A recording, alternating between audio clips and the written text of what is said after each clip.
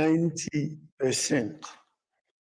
This means 9 out of 10 children cannot read a simple text with comprehension by age of 10. Of course, standing here, this is not true for Zimbabwe. I was reading this and saying, no, for my country, this is not true. But we are taking an average across the continent. So it could be true for the continent. So the report, the UNESCO report goes further and says, Africa will need 17 million additional teachers to achieve universal primary and secondary education by 2030. So this situation is unfortunate, as the benefits that Africa can realize by investing in a robust and inclusive education sector, particularly that aligns with market and social needs, cannot be overemphasized. Even in the context of competing crises, we acknowledge that on the continent, we have problems like inflation, energy, food security, and climate change. The issue of education crisis should receive utmost education. And therefore, Pan-African Parliament should stand on its feet to ensure that we achieve more progress in the area of education. So we convene today to debate, share views on how, on what, and why we should act on the issue of education. Education is considered a universal human right, as well as an issue of public good and responsibility.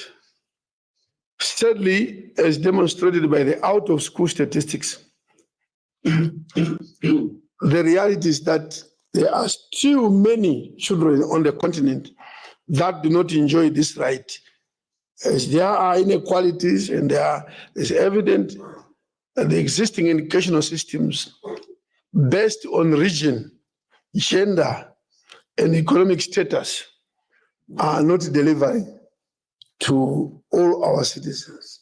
This obviously means that securing the necessary resources to reform our education system is not negotiable. And the PAP comes in handily. This theme, whilst it's a AU theme, ultimately becomes a PAP theme. If we look at the protocol and we look at what the rules or functions of PAP are, and I think I can even read. I think it's good that we see that what we are doing is actually our mandate.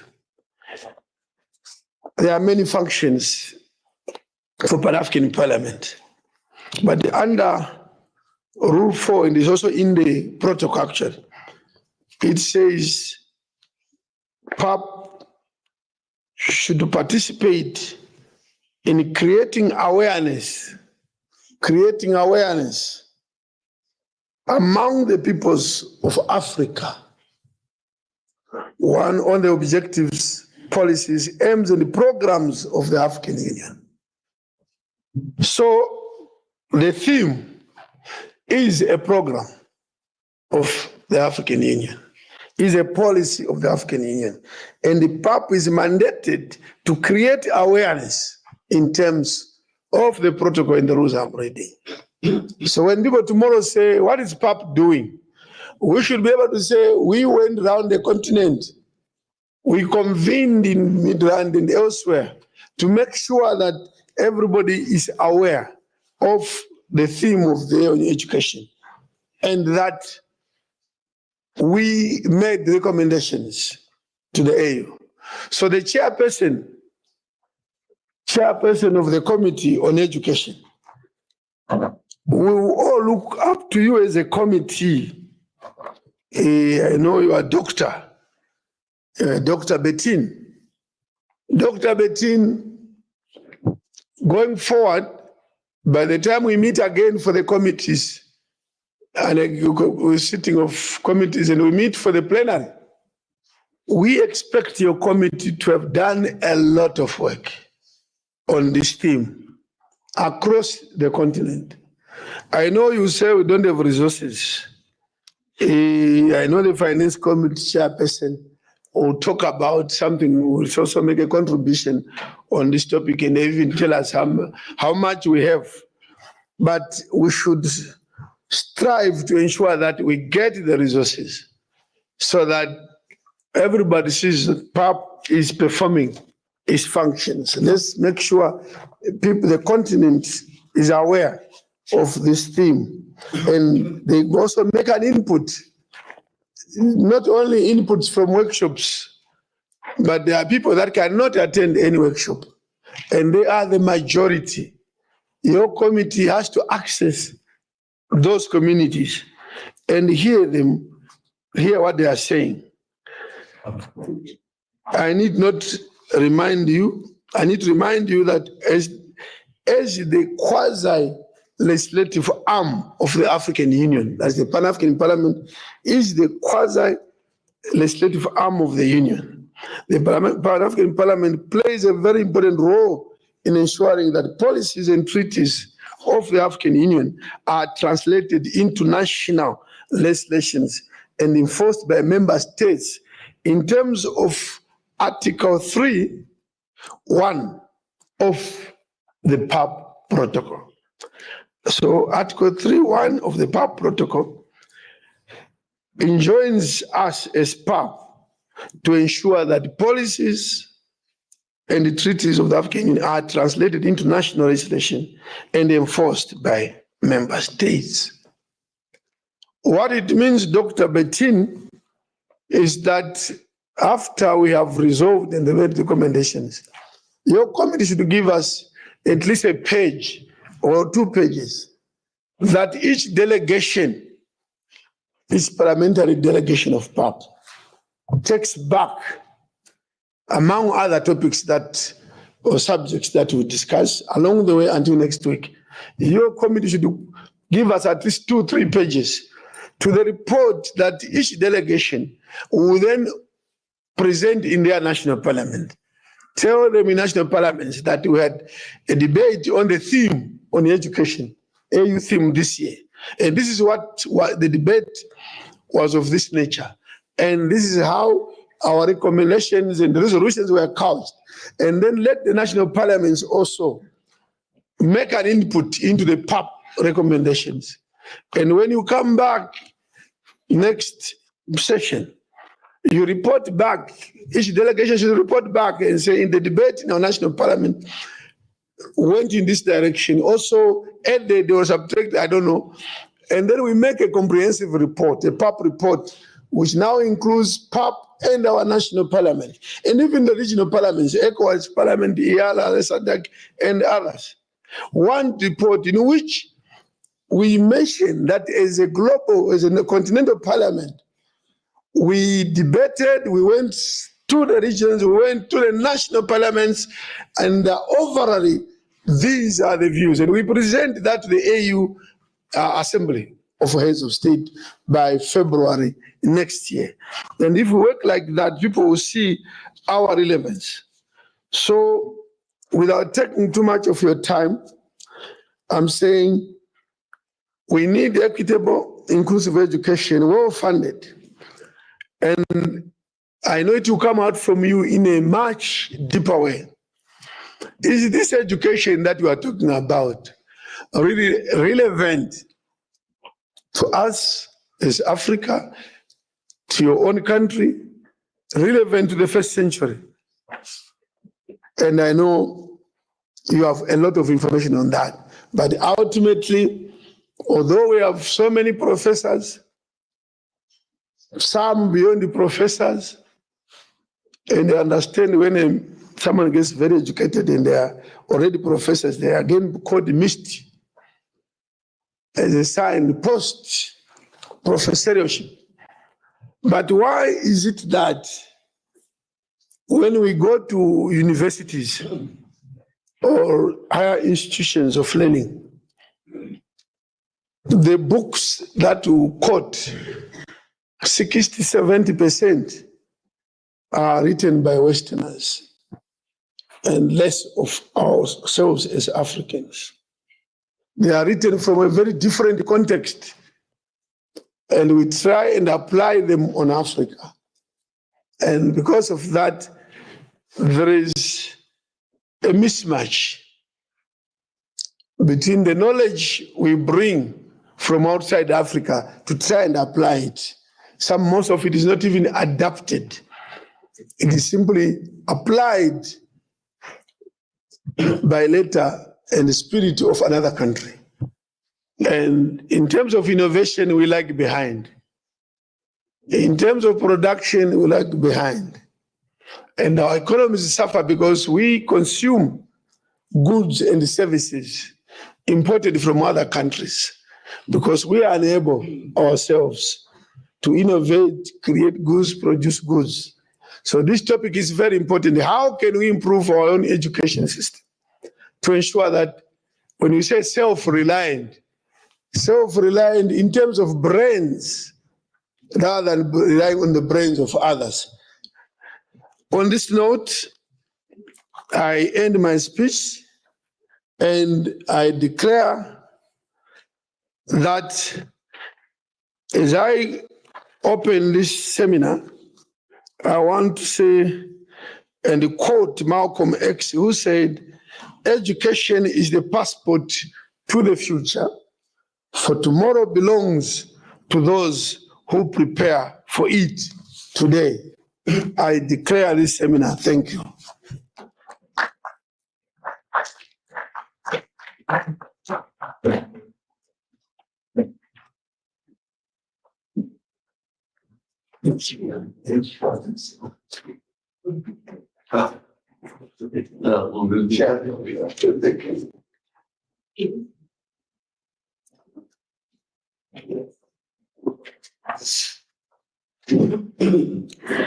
Thank you, Honorable President Charumbira, for delivering your opening remarks and opening this important workshop, and also making a call for action to members of civil society, particularly African experts, and more importantly, the committee, the permanent committee responsible for education within this Pan-African Parliament.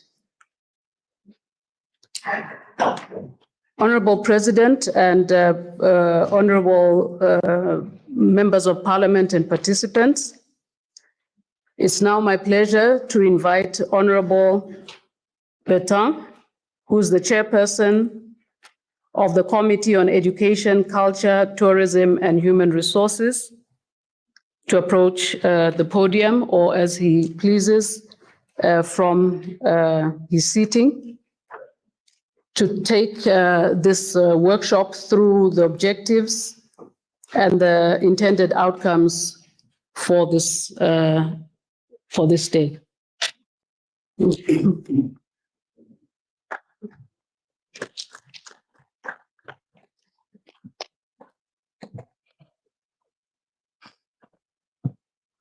Merci beaucoup. Thank you very much, Madam Clerk. Your Excellency, Honorable Chief Charumbira, President of the Pan-African Parliament, Vice President Dr. Gayo, ladies and gentlemen, members of the Bureau, honorable members of the Pan-African Parliament, distinguished experts from the African Union, universities, and other institutions, ladies and gentlemen. All protocols observed. In my capacity as the chair of the Committee on Education, Culture, Tourism and Human Resources, and on behalf of the Bureau of the Committee, and on behalf of all members of the committee, I am taking the floor to present to you the objectives and intended outcomes of today's workshop on the African Union theme, which is Educate an African Fit for the 21st Century, Building Resilient Education Systems for Increased Access to Inclusive, Lifelong, Quality and Relevant Learning in Africa. Before I get into the detail of today's workshop, I should like to congratulate His Excellency Chief Charumbira, the President of the Pan-African Parliament, for his leadership and his commitment to strengthen the image of the Pan-African Parliament by making it stronger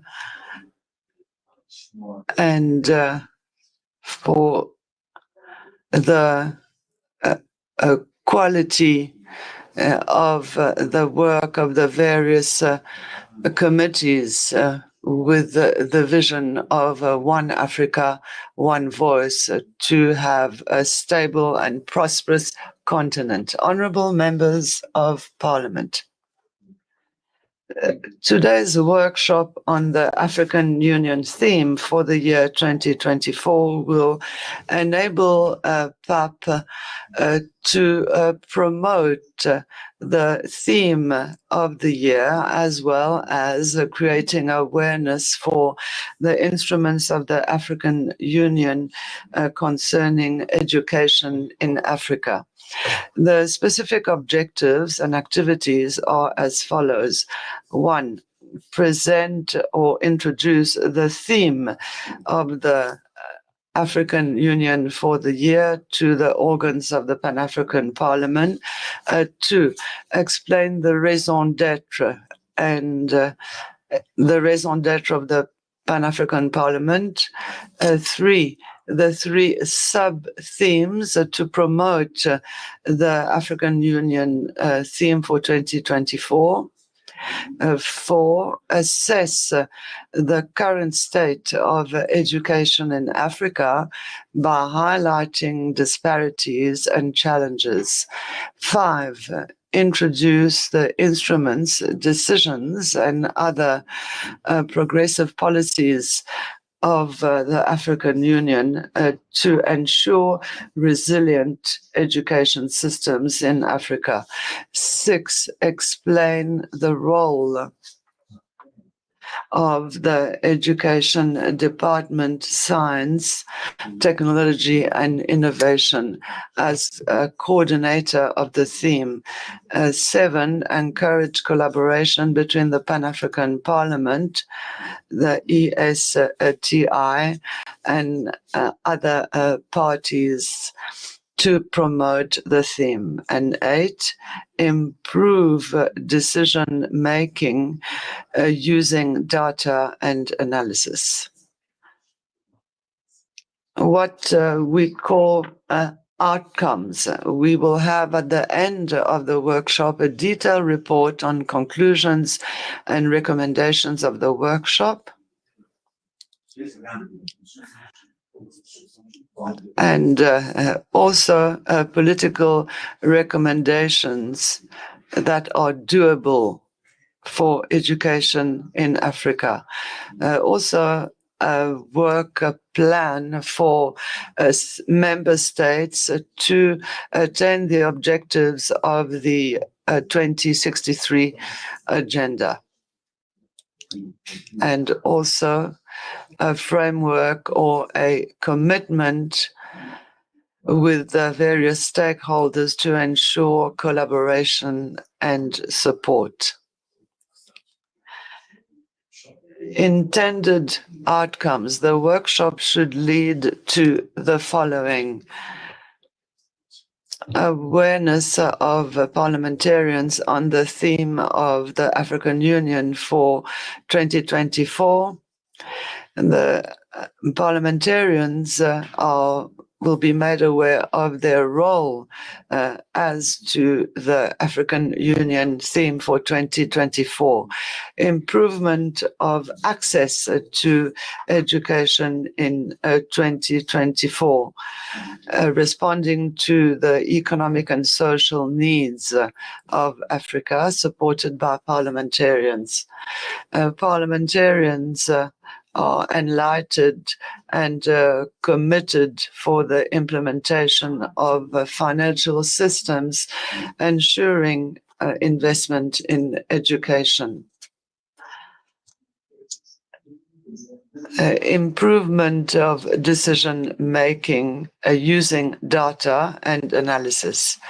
And finally, strengthening collaboration between stakeholders with a unified approach. Work methodology for today. The workshop will have presentations and panel discussions led by experts and members of parliament. The activities will be divided into two themes. The first sub-theme is innovative strategy to build inclusive education systems, resilient education systems, using data analysis. The second sub-theme is to promote an inclusive and quality education in Africa. Participants of course, are the honorable members of the Pan-African Parliament present here and the organs of the African Union, as well as universities represented here. The duration, as the program says, is the whole day today. Thank you very much.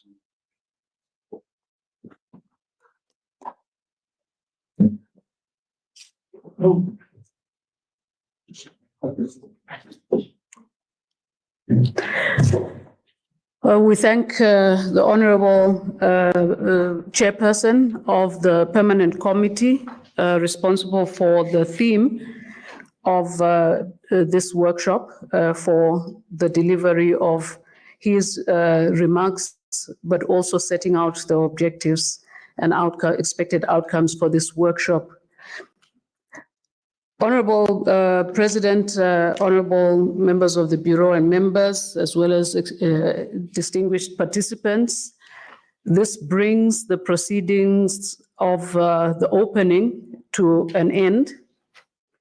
At this point, we will take a break for approximately 20 minutes for purposes of a tea break, but also a group photo, which will take place on the lawn outside this plenary hall. When the meeting resumes, we'll commence with the substantive business that brings participants here today. And the panelists for the first catalytic panel will be introduced at the time. Thank you very much. If we could all return to our seats approximately at, I would say, well, let's just say in 20 minutes' time. Thank you.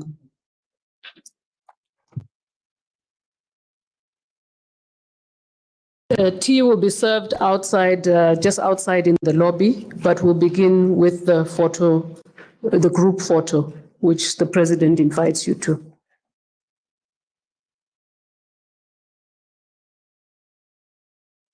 11 sharp for all participants to return. Thank you.